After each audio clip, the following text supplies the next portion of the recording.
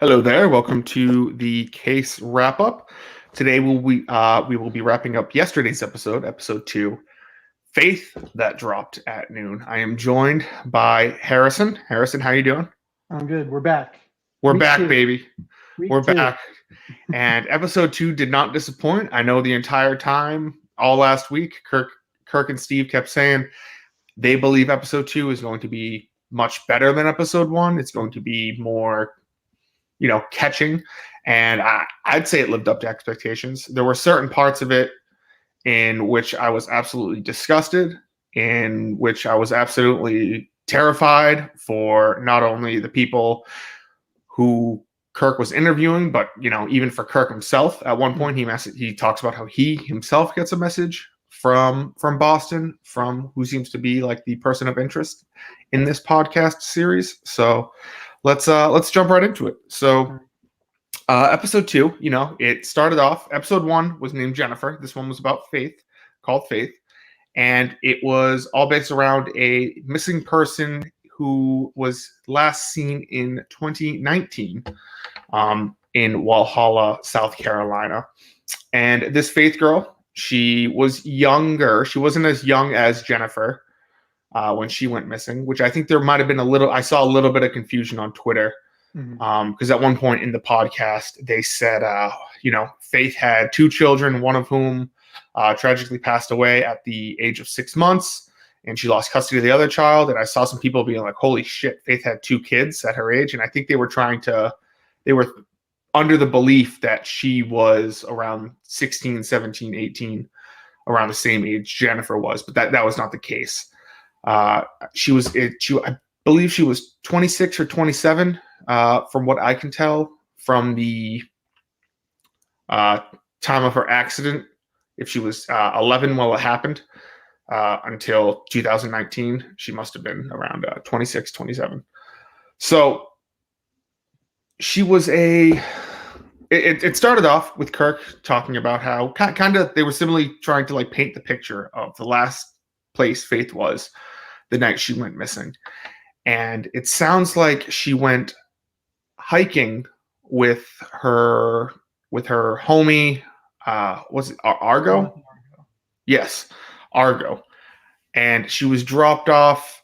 And there seems to be 2 different theories as to what house she last went to. Either her friend who was dating Kevin Mailer at the time, or this other gentleman, Jason. But there's no like confirmation on where exactly she did. There has been different stories and things like that. Well, Kirk he started it out with like he was at that the corner coffee in Corey Road. Yep. And he said last week we talked about and we broke down Jennifer, and if you remember, they had a couple stories, and we could follow that map. And in the Faith Roach case, since it's so recent, there's like barely anything like about that night. There's not much to go off of. Yes.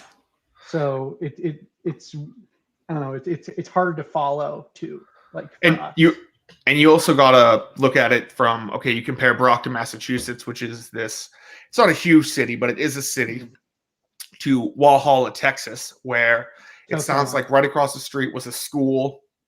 It seemed to be a very small-knit town. Everyone kind of knows everyone. And there just seems to be so much more to have to point out in a city of like, oh, she was walking down this street past this house. It sounds like she was just kind of dropped off, and there were a couple houses in the area that were just not known for great things. So that there's an elementary school, and then across the street is a known drug a known methamphetamine dealer. That's just gotta suck. Just you can just not great. So they kind of get into the backstory of Faith a little bit with her mom. Kirk meets up with was it her mom or was it her aunt? It was her aunt. I'm so sorry. It was her aunt, and they were talking about kind of how Faith ended up in the position she did. And she obviously has a terrible, tragic backstory. Just there seems to be a whole lot of unfortunate. She got into an accident when she was at age 11 where her best friend died. She was driving a go-kart and got hit by a truck, and her best friend died. She was in a coma for weeks. And when she came out, according to her aunt, she was never the same. Sounds like she had a child who ended up passing away at 6 months. And that's kind of what, according to her ex, who they still seem to be on somewhat friendly terms with, kind of seemed to have like what pushed her towards heavier drugs. And obviously with her going missing and not being found these past 3 years is obviously very, very tragic. But I think that was my big takeaway from this episode, is like the tragedy of Faith in her story, and how she had 3 different. Kirk said she has 3 different tragedies in her life, and she's a different person after each one. Yeah. Like she was that little girl, and then after her accident, she came out of the coma a completely different person, like her mom said. And then when her son died, that was another completely different person. She said the father to her son said she wouldn't touch drugs or meth before then, but after the death of her son, that's when she changed. Yeah, I also found that, because I mean each one of those things is like a life-changing event that maybe one person has to deal with. Like maybe every person has to deal with like one of those things over the course of their life, if that. These are life-changing. I mean, losing your best friend at the age of 11, losing a child at 6 months, and then obviously going missing and being presumed dead. These are all terrible, terrible things that seem to be once in a lifetime events. And this happened to this one girl 3 times. But something I took away that her aunt said was that, so when she first before she got to the accident when she was 11, she was very shy. She was very, kind of cautious. I mean, this also could have just been her as a child, but her aunt said that after her accident, she seemed to be very trusting of everyone. She seemed to be not necessarily open to new ideas, but I believe her exact quote was that she didn't think she could ever have any enemies, which is definitely something that is not a great trait to have, especially if you're in, a town such as Walhalla that seems to be, affected a lot by drugs, and could have people like Kevin or other guys who are like willing to take advantage of people. So I could definitely see how the accident that she had when she was 11 could have played a part in possibly, her. I don't want to say necessarily. They didn't go into how she lost the baby, so I don't want to assume anything. I'm sure everything was very tragic, and I can't imagine. But I could see how, if she's very trusting of someone, where she would be like, oh, we're gonna go over my buddy's house, and these 2 guys who are much older. I believe he was 57 or 54 when she was like 27. And we're gonna go smoke meth, and we'll see what happens. And I could see that leading to other things. So obviously, I wouldn't say that like her not having fear would have, like, she was that must have been like, when she said that would have been like 11 and younger. I feel like a lot of kids wouldn't feel like there's someone out to get them, or they should be fearing anything. So I wouldn't say that's a big point. I mean, it did change, but I don't think that's a big point, really. Yeah. And the other part I did see, which I thought of, is me and you were from Massachusetts, and we kind of have a decent healthcare system up here in regards to like being just around like the best medical care. And a big takeaway I took from the episode is that obviously South Carolina healthcare is nowhere near as high as Massachusetts care when it comes to things such as mental health or coping, especially when Faith's boyfriend was talking about how she turned to kind of methamphetamine after the passing of her child, and she got her child taken away. I know that like mental health seems to be something that is, kind of new and people are taking more and more seriously, but it just doesn't sound like there were a lot of resources there for her to overcome certain things. You like, even hear about her aunt saying like, I didn't really believe the doctor when he said that she was going to be a different person after the accident. I think that might just come as like a regional thing where since they don't have access to the best healthcare in the world, they're kind of more reluctant to kind of listen to what doctors say. And I could definitely see harder drugs being like more of a coping mechanism over there, especially when you look at the post that Kevin had. Obviously, you can tell there is something not mentally right with that man, and he needs to get some form of help. But it seems like I don't know. He probably just doesn't have access to it, and he probably doesn't want it. Which the combination of those two things can just lead to serious. And it was also mentioned in this episode. They'll get into it in a later episode. But apparently Kevin's childhood was not great at all. I don't know anything about that, but I'm sure he had some not great things happen to him during that time. Well, if we, I think on Kevin, it's like there is clearly something wrong if you look at the posts, and you would think like they talked about it like how he keeps getting out of jail. You would think that the police would take a look at his posts. And then, like when he's in jail, like when he gets arrested the next time, they would try to get him some help, rather than just putting him in jail. And then, it's the cyclical nature of it. Yeah, I mean, you look at some, and like I went through a bunch of his Facebook posts, and he lays all of his emotions out on Facebook. It's not just when he's angry and he's talking about how he wants to fucking kill someone. He's also very horny on Facebook. He's had posts talking about like, I really want to eat your pussy until you moan, things like that. It was just out in the open. And then his daughter would comment and be like, OMG, dad, ew, that's disgusting. And he would comment, be like, haha, I'm just having fun. It's like these very, very emotional posts that like, someone like I don't know how you are on Facebook, but like I would never post to these extremes. Post that all the time, Justin. Yes, the extremes that he would go to, whether it be his sexual posts or his openness of being a neo-Nazi. He would post a lot.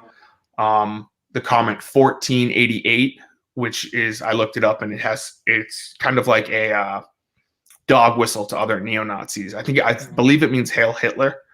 It's something where it's like if you're like instead of saying like see ya, they would say like 1488. He's had posts like where he's openly showing swastikas. He's talking about white nationalism, white pride, and then yes, he also has some very he posts his. He doesn't have a filter in his head. If he's thinking something through, especially like when he's posting about how, or he's messaging Keisha's current boyfriend, he's going back and forth between saying, whatever happens in your house is on you now. If you get hurt, don't blame me. And then in the next post, he's talking about how he would like to be in a throuple with them. And if he gets the chance to share a bed with her, he doesn't care if she's sharing the bed with another man. So I did find that very interesting as well. I just think it just shows the instability of Kevin. And not to jump too far ahead, but kind of I don't know if it was Kevin talking in the trailer for the next episode, but there was someone talking about how someone was a witch and how she posted a hex on someone. So if he's believing in these kinds of things, it's just a recipe for disaster to be mixed up in drugs and then just having the mental instability where you have no filter. You obviously rely on emotions a lot. You can see how maybe because it didn't seem like he had intentions of harming from what you can tell from all these posts. Like it didn't sound like he had intentions of harming someone like Jennifer before she got into the truck. Like she wasn't in any danger, but perhaps something could have snapped in a second, and next thing you know, he is cutting her up and doing something. Or in the case of Faith, perhaps he wasn't the one who, I know this is also getting ahead into the next episode, where or there was someone talking at the end of the episode. There was two people talking. It's unconfirmed who they were talking, who the people were, but they were talking about how Kevin wanted to chop up Faith and spread her in a rock quarry instead of bringing her to a hospital. I'm just going to assume from that conversation that she overdosed on probably methamphetamine, and they were wondering what to do with her.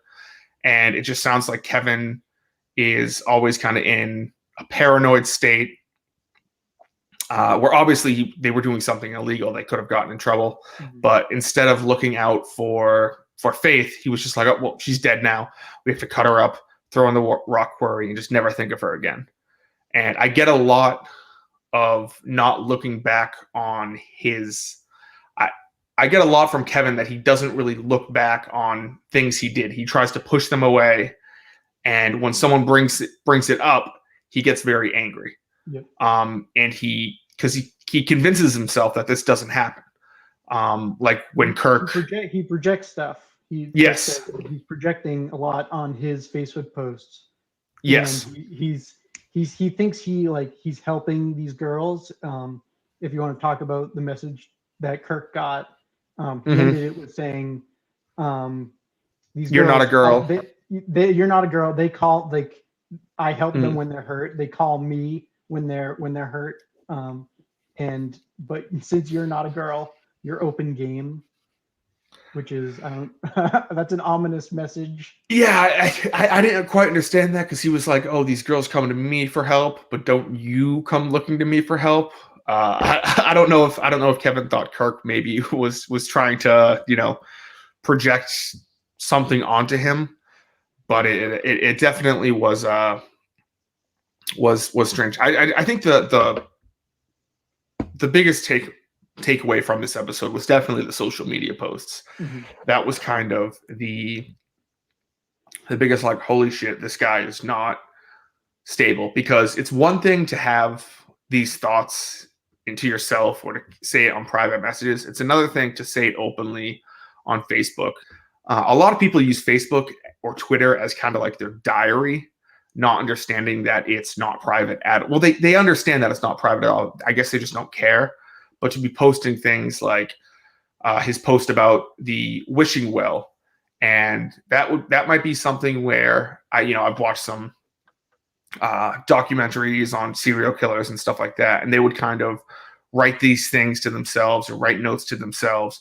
But then when someone would comment back and say, "Jennifer," you saw like he just went on a complete rant saying like, "I'll fucking kill you. How dare you bring that up?" It's just something that he thinks when he's typing this out, he is trying to say it in a private setting, not knowing it's public. So when someone from his past is like, who knows where the bodies are buried in the wishing well, and someone comments something that just is Jennifer, and he freaks the fuck out on him. And then he continues to do so. He continues to post ominous things like this, or continues to post sexualized or violent things on Facebook. It shows that he's just really not in a great mental state. And he essentially uses his Facebook posts as like a text message system. Yes. Where when we looked at the posts, he'll call out for people's names. Yes. Like, have you seen this person? Yes. Which I don't like. What kind of response are you looking to get from that? Or when you see this person, tell them this, and it's like, like I said, it's something where it will be one thing if it's in private and this person is sending messages to someone saying, "Hey, if you see this person, tell them this." But he's just openly airing all laundry out in public. I don't think he's great at keeping a secret, which is why something tells me that he believes that he has nothing to do with these women, because he's not great at keeping a secret. So he's kind of forced himself to lie to himself in order to say, "Hey, I was not involved in the Jennifer or the Faith case, because if I was, he would be very open about it." And he knows that if he's very open about it, then he will go to jail. So that's why he kind of freaks out and attacks people when, they just even mention Jennifer's name. Mm-hmm. So that was kind of the biggest takeaway from, my multiple listens. There was also another it was right before that or after the posts. There was a good 6 minutes of just Kirk reading off his record. Yes. And I believe Steve has a lot of his mug shots, which I don't know. We'll probably put them out at some point. Yes, it's more. Yes, it was to see his record and to hear Kirk just talk about his record and to hear what the sentencing was that he got. He got a lot of time suspended, which I don't know if you know what that means, but it means that let's say you're sentenced to 30 days suspended. That means that if you get in trouble again, you will have to serve those 30 days on top of whatever you got in trouble for. So let's say I stole, let's just say I, beat someone up and I get sentenced to 60 days suspended. So then I would have a certain probation time where if I get in trouble again, let's say I beat someone else up, they're going to say, okay, well, now you're having to serve 60 days for this one and 60 days on top of it. So you actually never end up in prison for any allotted amount of time. And I know going through his record, there wasn't anything too crazy. I mean, there was like manufacturing, like methamphetamine and distributing drugs and things like that. But there wasn't anything to the extent of, attempted murder, or you hear Kirk talk about how they spoke to like ex-girlfriends and stuff and about how he was abusive towards them and how one of them said like he sexually raped her. He raped her while she was pregnant with their child. There was nothing to that extent where he would have been completely kept and not able to make bail. These were all seemed to be like he would always get busted for smaller things. And when you look at him as a person, you would say, holy shit, how can this guy be let out? But then you look at like what he was actually tried for and you go, okay, well, he spent time for burglary, for, unlawful use of a telephone. And so you could kind of see why he would keep going in and out of jail. But if he got caught for, like these women said, like beating the shit out of his girlfriend or rape or something like that, who knows how that could have been. And I don't necessarily blame that on the police. I blame that more on the judicial system, because it's not up to the police to kind of, the police don't decide when you can get released. It's up to, judges and the court system like that. So I could definitely see in a later episode, Kirk and Steve kind of going into more on the judicial system of South Carolina. And like I said, there was no questions asked when he posted rare comic books for his bail or anything like that. And he just straight up said when they asked him in the interview, which hopefully we get to hear next episode, they said, hey, I'm a drug dealer. I'm a drug dealer. That's what he said. Yeah. So he's very open about these things. So it definitely is concerning. I think that it just shows like the two different worlds we live in, just from like here we are in like suburban Massachusetts where, things are pretty liberal, pretty, there's a higher rate of wealth just in the state. And then like Walhalla, South Carolina, where just people are able to just kind of get away with things and things that would seem to be like a big deal up here. It's not like it doesn't seem to be like a huge deal. Like I know that if one of my friends got caught manufacturing methamphetamine or something like that, he would not like there would be a lot of people who would just not associate with him anymore. It seems like Kevin really has a strong friendship group that really, they don't care about things like that. Even these people who talk to him, who are like, yeah, he probably has something to do with the disappearance of Faith or the disappearance of Jennifer. It's very troubling. I definitely do think he fits better in Walhalla, South Carolina than he does in say Brockton, Massachusetts. Sure. So I do that think it's probably been normalized more. It's more normalized. It's not normalized, but it's more normalized there. yes. Just due to just upbringing and I guess I don't know economics of the area. Oh yeah, I'm sure. I probably should have looked this up beforehand, but I'm sure if you look up like the median income of Walhalla versus even the medium area income of like Brockton, it's probably I wouldn't be surprised if it's double that of Walhalla, and just the things people do down there are just so much different. And they probably don't have the same. A lot of they were saying sheriff a lot when it had to do with South Carolina. So I'm sure they don't have the same resources that towns and cities up in Massachusetts have. So that, for the most part. Oh, another part I thought was very interesting is how Keisha, when they interviewed her, she seemed fucking terrified. You could like hear her crying in her voice. Something that really struck me was when she said she had to have 28 different numbers over the course of 2 years due to Kevin just consistently like reaching out to her, texting her, posting about her on Facebook, and that's another thing where it's like if that happens around here, someone would get brought up on stalking charges, but I don't necessarily know if it's that outrageous of a thing. To us, it sounds completely outrageous, but I don't know if it's that outrageous of something to happen in a town like Walhalla. Well, she was scared. She was scared. Even we can assume that she was scared before because she didn't want to talk to Kirk or Steve. Yes.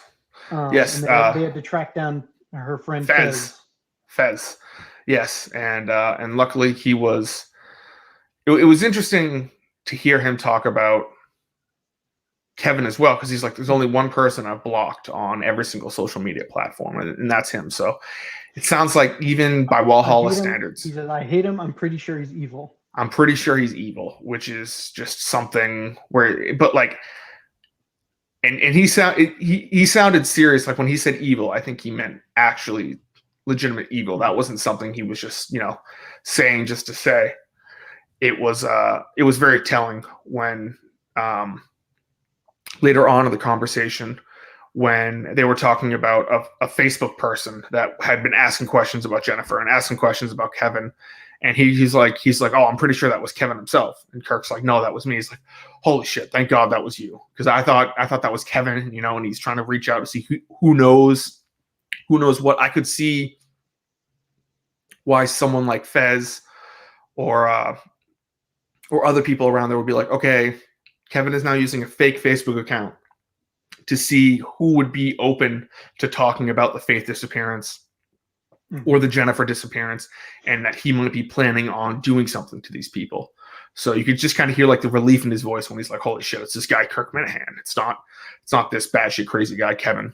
So which kind of, I don't know if you can assume it, but like, has he done something like that before? Has he talked to himself with a different account? Oh, I'm sure. Yeah. They do talk later on about how like he would use other friends, like let's say he'd use other friends to like talk to blocked accounts. But yes. Like talking to himself to try to, I don't know. It's very odd that Fez would think that it would be Kevin talking to himself about something that he might have done. Like, yes. Is that something that he has done before? Well, I mean, like I said earlier, if we, I'm not entirely sure this is Kevin, but if this is Kevin talking about about how this person is a witch and how she's put hexes on people, I could definitely see Kevin at some point like talking to himself or thinking that he's been possessed by something, or that it wasn't actually him who was in charge of his mind as he was doing something. So no, that's definitely very interesting. But so, I mean, that about does it for me on this episode. I don't know if there's anything else you want to cover before we kind of look forward to episode 3. We can talk about episode 3. It was an expert tease. Yes, very good tease. There was a whole bunch of things thrown in there. I personally think that it's going to shift more from, so obviously episode 2, the majority was about Faith and kind of Kevin's experiences down in South Carolina. It seems like it shifts back a little bit more towards Brockton and Jennifer's disappearance. I know they were talking about how someone believes that Jennifer was buried underneath a pool in Brockton. Or someone was. We don't know. Yes, so I could definitely see. I if I were a betting man, I would bet that episode 3 would have to do more with Jennifer than with Faith, and hopefully we get to. I hope we hear the interview with Kevin. Something tells me that's going to be something that's going to be teased for a little bit longer, just because I feel like that will answer. I don't know how many times they said. I think they said they talked with Kevin twice, but I'm sure that's going to not necessarily answer a lot of questions, but bring up a bunch more questions, because I'm sure he was not truthful with him, and he probably gave bits and pieces of information trying to cover his own ass. So I'm definitely looking forward to episode 3. In that tease, Kirk said we went to go see Kevin, but like the Kevin that we talked to wasn't like anything we expected. Yes. Like, I wonder if he was like just like a nice guy to them. Yeah, he's offering them, he's like baking a cake or something like that. But it's I could definitely, I'm very interested. It really seems like he has multiple split personalities, and he wakes up and certain things trigger him, like with that guy Fred posting Jennifer. He goes off on a tangent and talks about killing him. When his ex-girlfriend is dating a new guy, he'll go back and forth between wanting to kill him and then wanting to be in a relationship with them both. It's just I'm very, very interested into seeing what the sit down with Kevin was like, especially like you said, if it was nothing like what we've heard so far, that just adds so many more questions into the mix. So is there anything else you want to talk about before we I think wrap we this wrap up? I think we're good. Awesome. Well, thank you to everyone who joined us, who's listening. Make sure to subscribe. Make sure to subscribe to thecasepodcast.com. Just keep talking about it. The more people who are talking about this, the more eyes get put on the case. Hopefully some sort of closure can come to the families of these missing girls. So thank you, Harrison, for doing this as well. And I will talk to everyone on next Tuesday.